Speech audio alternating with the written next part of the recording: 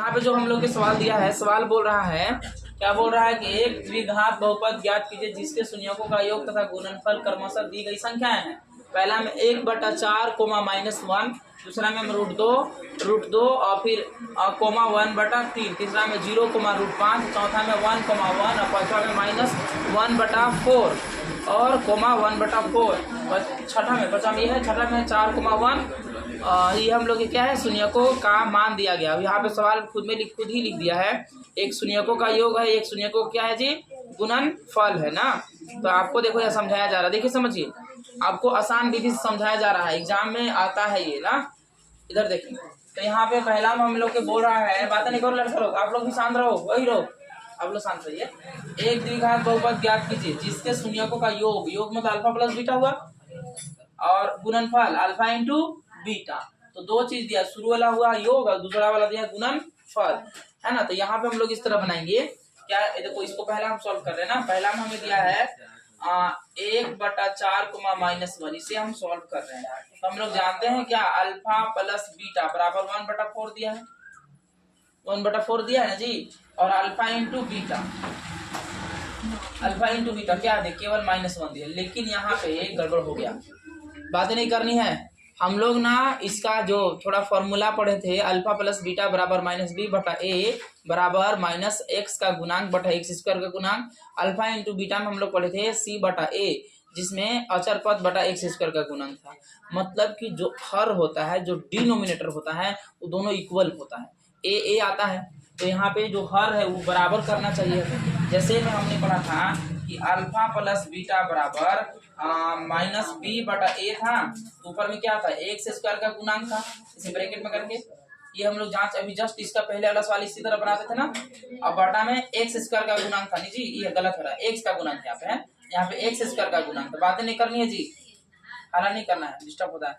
दूसरा में alpha into beta क्या होगा, c/a होगा, मतलब a दोनों इक्वल होता है ना, दोनों a इक्वल होता है, मतलब कि नीचे x² का गुणांक बराबर होता है, x² का गुणांक बराबर होता है। तो सवाल कुछ भी रहे, हमें बटा में बराबर करना पड़ेगा। अगर नहीं बराबर है तो बराबर आपको करके बनाना पड़ेगा, ठीक है। तो यहाँ पे हम लोग क्या करेंगे, बराबर करेंगे।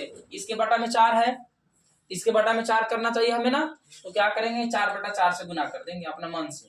तो क्या होगा, -4/4 हुआ। तो ये क्या होगा भाई, b/a हुआ। ये क्या होगा, हम लोग c/a होता है, समझ रहे हैं ना।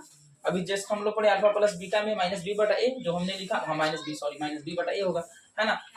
और यहाँ पे alpha into beta, alpha into beta में हम लोग क्या जानते हैं, c/a। तो आप लोग समझ गए हैं। अब देखो, अब एक चीज ध्यान देना कि अल्फा प्लस बीटा -b/a होता है और अल्फा इंटू बीटा में c/a होता है। मतलब कि जो डिनोमिनेटर होता है, हर होता है, दोनों इक्वल होना चाहिए। अगर नहीं सवाल में इक्वल दिया तो उसको इक्वल करना पड़ेगा, ठीक है। जैसे हमने किया यहाँ पे, देखो हमने किया ना जी, इसके बटा ऊपर वाला कुछ भी रहे लेकिन नीचे वाला दोनों बराबर होना चाहिए। बराबर करने के लिए आपको कुछ भी करना पड़ेगा। जैसे इसमें हमने किया 4/4 से गुना किया, तो ठीक है, नीचे वाला बराबर आ गया, इसके बराबर आ गया, ए बराबर हो गया। तो ए के मान कितना होगा ये बताइए।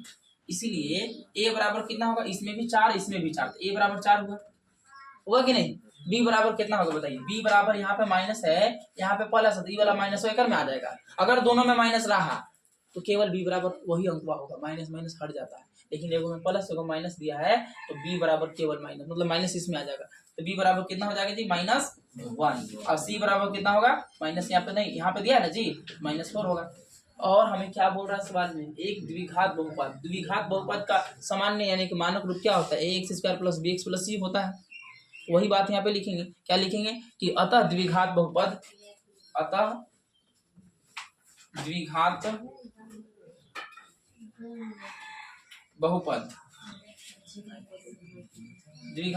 क्या होता है, ax² + bx + c। तो a के मान दिया क्या है, क्या बताइए, 4, तो 4 लिखेंगे। अब b के मान कितना दिया है, -1, तो -1 लिखेंगे। और c के मान -4, तो -4 लिखेंगे। ये दिख रहा है सबको, यस। अब यहाँ पे देखो भाई, यहाँ पे हम लोग के 4 × x², तो क्या होगा, 4x² होगा। और यहाँ पे हम लोग को होगा -1 × x। यहाँ पे देखो जी, प्लस इंटू माइनस क्या हो जाएगा, -1 गुना x करेंगे तो x ही ना होगा। जैसे 1 गुना 5 करेंगे तो 5 ना होता है, उसी तरह 1 गुना x करेंगे तो x ही होगा। यहाँ पे क्या होगा, x ही होगा। और फिर प्लस इंटू माइनस माइनस और 4, यही हो गया हम लोग का आंसर। ये बन गया ना द्विघात बहुपद में जी, पावर 2 आया ना तो द्विघात बहुपद बन गया, ये आंसर होगा। ठीक है, ठीक है। फिर से देखो हम लोग की ये कौन क्लास के है बताइए, 10वीं क्लास के है। कौन प्रश्न वाली है, 2.2 के पहला दूसरा सवाल के पहला सवाल बताया गया है और इसी जैसा आपको यहाँ पे सवाल दिया गया है, दूसरा, तीसरा, चौथा, पांचवा और छठा, इस तरह ये हमें समझाया गया है। देखिए